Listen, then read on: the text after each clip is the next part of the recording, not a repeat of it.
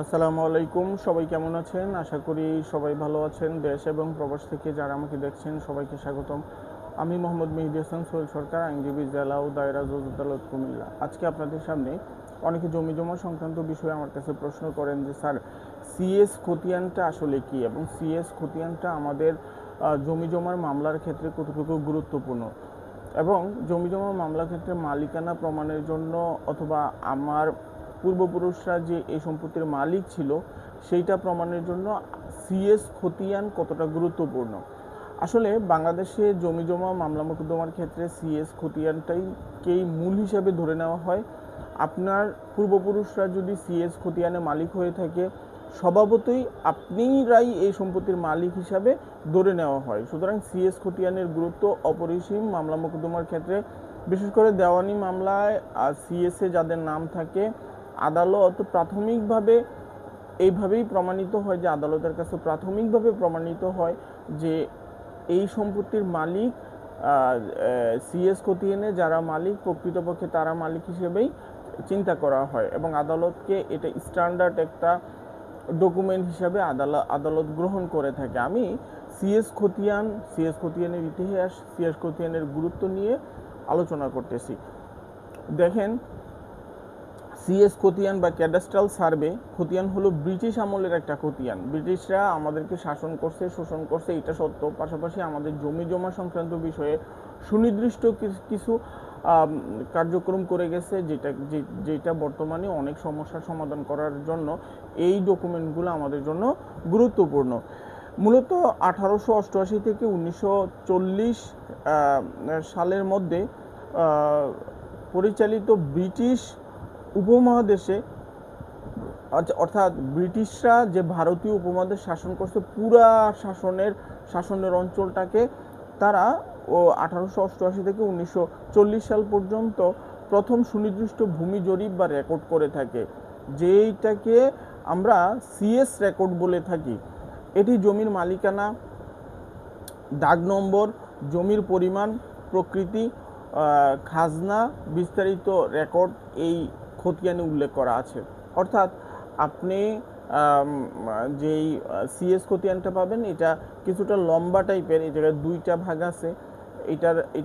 এটা রাজা কে ছিল, অর্থাৎ জমিটার আপনার পূর্বে কে রাজা ছিল এবং আপনি প্রজা হিসাবে এই জমিটাতে কতটুকু আপনারা কারা কারা আছেন, এবং অপর পৃষ্ঠায় কে কতটুকু অংশের মালিক, এই বিষয়টা সংক্রান্ত বিষয়ে বলা আছে। এই জায়গায় বলা আছে যে জমির মালিকানা কার, জমির দাগ নাম্বার কার, জমির পরিমাণ কত, জমির প্রকৃতি কেমন এবং খাজনার কতটুকু কেমন খাজনা আসবে সেই বিষয়ে বলা আছে। সিএস খতিয়ান ও জরিপ সম্পর্কে আরেকটু আলোচনা করি, তাহলে আপনাদের সামনে এটা আরো ক্লিয়ার হয়ে যাবে। এই পূর্ণতা, এই খতিয়ানকে পরিপূর্ণভাবে আমরা বলতে পারি সিএস খতিয়ান অথবা ক্যাডাস্ট্রাল সার্ভে। অর্থাৎ সিএস খতিয়ানটা, ক্যাডাস্ট্রাল সার্ভেটা 1888 থেকে 1940 সাল পর্যন্ত আমাদের এই উপমহাদেশ অর্থাৎ ভারতবর্ষে এই খতিয়ানটা হয়। এই খতিয়ানটা জমি জমার ক্ষেত্রে খুবই গুরুত্বপূর্ণ। প্রাথমিকভাবে মামলার মূল ভিত্তি হিসাবে এই সিএস খতিয়ানটা দেওয়ানি মামলায় ধরে নেওয়া হয়। এইটার সময়কালটা তো আমি বললাম 1888 থেকে 1940 সাল পর্যন্ত এই খতিয়ানটা হয়ে থাকে। এবং এই খতিয়ানের প্রধান একটা বৈশিষ্ট্য আছে। এই বৈশিষ্ট্যটার জন্যই এই খতিয়ানটা গুরুত্বপূর্ণ। বৈশিষ্ট্যগুলো হচ্ছে মৌজা ভিত্তিক নকশা তৈরি করা হয় এবং দাগ নাম্বার সহ মালিকের নাম, ভূমির প্রকৃতি লিপিবদ্ধ করা হয়। মৌজা যে সিস্টেমটা তৈরি হয়, যে মৌজা সিস্টেমটা আসলে এই সিএস খতিয়ান থেকে তৈরি হয় এবং পৃথকভাবে একটা দাগ বসে, একটা পৃথক খতিয়ান হয়। জমির প্রকৃতিটা কেমন সেইটা কিন্তু লিপিবদ্ধ হয়। এখন এই খতিয়ানটার নির্ভরযোগ্যতাটা কতটুকু দেখেন, জমির আদি মালিকানা ও রেকর্ড যাচাই বাছাইয়ের জন্য এই খতিয়ানটা হচ্ছে প্রধান দলিল হিসাবে গ্রহণ করা হয় আদালতে। আমি তো আমার আলোচনার প্রথম দিকে আমি বলেছি ব্রিটিশরা আমাদেরকে শাসন করেছে, শোষণ করেছে, কিন্তু আমাদেরকে এই যে একটা ডকুমেন্ট দিয়ে গেছে, এই ডকুমেন্টের ফলে আমরা আমাদের কোনটা কার জমি সেই বিষয়ে আমরা একটা স্বাভাবিক ধারণা পেয়ে থাকি। সুতরাং এই ডকুমেন্টটা আমাদের জন্য একটা আশীর্বাদ হিসেবে কাজ করে। এবং এই ডকুমেন্টটা কোথায় পাওয়া যায়? আপনি সিএস খতিয়ানটা আপনি কোন জায়গায় পেতে পারেন?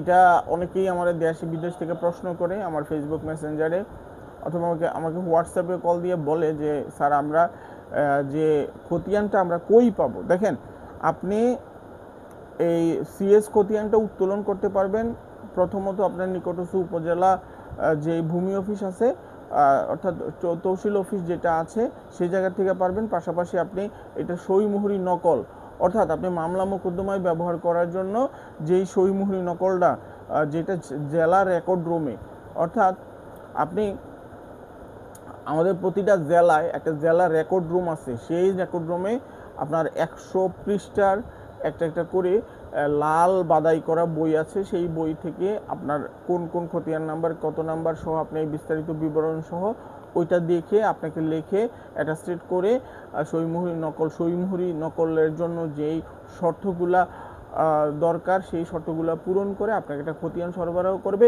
সেইটা আপনি আদালতে বিভিন্ন মামলা মোকদ্দমায় ডকুমেন্ট হিসাবে ব্যবহার করতে পারবেন। এখন আবারও একটা আলোচনায় আসি, সেটা হচ্ছে আপনার কেন সিএস খতিয়ান জমি জমার ক্ষেত্রে মামলা মোকদ্দমার ক্ষেত্রে খুবই গুরুত্বপূর্ণ। দেখেন, একটি জমির আদি মালিকানা সিএস খতিয়ানের উপর নির্ভর করে। জমি সংক্রান্ত বিষয়ে যে আদি মালিকানা, অর্থাৎ এই জমিটা যে এই প্রকৃত মালিক এই ব্যক্তি, সেটা নির্ভর করে সিএস খতিয়ানে যার নাম আছে সেটা নির্ভর করে তার নাম অনুযায়ী সেই মূল ব্যক্তি হিসাবে প্রকাশিত হয়। এখন হচ্ছে জমি ক্রয় বিক্রয়ের জন্য মালিকানার ধারাবাহিকতা যাচাই করার জন্য সিএস খতিয়ান গুরুত্বপূর্ণ। দেখেন, আপনি জমি কারো কাছ থেকে কিনবেন, এই জমির ধারাবাহিকতা লিখতে গিয়ে সিএস খতিয়ানে কার নাম আছে, পরবর্তীতে জমিটা বিক্রি হয়ে কার নামে এসেছে, আরএসএ এসএ খতিয়ানে আরএসএ, এবং সর্বশেষ আপনার বিএস খতিয়ানে কার নাম এসেছে সেই জমির ধারাবাহিকতা লিখতে মাঝখানে যদি কোনো দলিল থাকে সেগুলো উল্লেখপূর্বক লেখার জন্য যেই ধারাবাহিকতা প্রয়োজন এবং ধারাবাহিকতার সর্বপ্রথম যে কথাটা উল্লেখ করতে হয় সেটা হচ্ছে সিএস খতিয়ানের ব্যাপারটা। এবং জমি নিয়ে কোনো আইনি বিরোধ দেখা দিলে সিএস রেকর্ড সবচেয়ে গুরুত্ব সহকারে গ্রহণ করা হয় এবং সিএস রেকর্ড অনুযায়ী বিচার করা হয়। এখন আপনি ইচ্ছা করলে অনলাইনে অনুসন্ধান করেও বর্তমানে বাংলাদেশের সিএস খতিয়ান যেগুলো আপনার অনলাইন হয়েছে সেগুলো আপনি খুঁজে বের করা সম্ভব। বাংলাদেশের মোটামুটি সব অঞ্চলের সিএস খতিয়ানগুলো অনলাইন হয়ে গেছে। আপনারা ইচ্ছা করলে অনলাইনে এই খতিয়ানগুলো আপনারা তল্লাশি দিয়ে বের করতে পারবেন, অথবা আপনি নিজেও এই খতিয়ানগুলো দেখতে পারবেন। আসলে জমি জমার মোকদ্দমা বা মামলার ক্ষেত্রে আপনি সিএস খতিয়ানটার গুরুত্ব আমি তো প্রথমেই বলেছি খুবই বেশি এবং অপরিসীম। আপনি যদি প্রকৃতার্থে আপনার জমির মালিকানা চেইনটা আদালতকে বোঝাতে চান, তখন আপনি অবশ্যই খতিয়ানে কিভাবে, অর্থাৎ সিএস খতিয়ানে কতটুকু অংশ বলা আছে এবং সিএস খতিয়ানকে নির্ভর করেই আপনি বিস্তারিত আলোচনায় আসতে হবে। এখন সিএস খতিয়ানে নাম না থাকলে জমির মালিকানা যদি পরবর্তীতে আসে, তার প্রকৃতার্থে সিএস খতিয়ানে যার নাম আছে, অর্থাৎ যাদের নাম আছে সিএস খতিয়ানে তার ওয়ারিশরাই প্রকৃত মালিক। আপনি কয়েক বছর বা কয়েকশো বছরও যদি, বা আপনি যদি 20 বছর 50 বছরও আপনি একটা সম্পত্তি অন্যান্য খতিয়ানে আপনার নাম উঠিয়ে, আপনার পূর্বপুরুষরা নামটা উঠিয়ে যায়, আপনি এই সম্পত্তিটা মালিকানা হিসাবে দাবি করে ভোগ দখল করতেছেন, হয়তো এই সম্পত্তিটা বিক্রিও করে দিয়েছেন, কিন্তু প্রকৃতার্থে যে প্রকৃত মালিক যাদের নামে সিএস আছে তারা ইচ্ছা করলে এই সম্পত্তিটাকে আপনার কাছ থেকে সম্পত্তি মামলার মাধ্যমে তারা প্রকৃত মালিক ঘোষণা দিয়ে আপনাকে এই সম্পত্তি থেকে আপনাকে উচ্ছেদ করতে পারবে এবং এই সম্পত্তি তারা তাদের সম্পত্তি হিসেবে এই সম্পত্তি আইনগতভাবে দাবি করে আদালতে মামলা করতে পারবে এবং রায়ও পাবে। এখন কথা হচ্ছে যে এই সিএস খতিয়ানটা আপনারা আপনাদের সম্পত্তির যত ধরনের সম্পত্তি আছে, ব্যক্তিগত বা পারিবারিক সম্পত্তি আছে, সেই সম্পত্তির আপনি দলিলের পাশাপাশি সিএস খতিয়ানটা উত্তোলন করে রাখবেন। আমার এই ভিডিও যদি আপনাদের কাছে ভালো লাগে আপনারা ভিডিওটা শেয়ার করে দিবেন, পাশাপাশি আমার ফেসবুক পেজটা ফলো করবেন এবং আমার ইউটিউব চ্যানেলটা সাবস্ক্রাইব করবেন। ধন্যবাদ সবাইকে। আসসালামু আলাইকুম।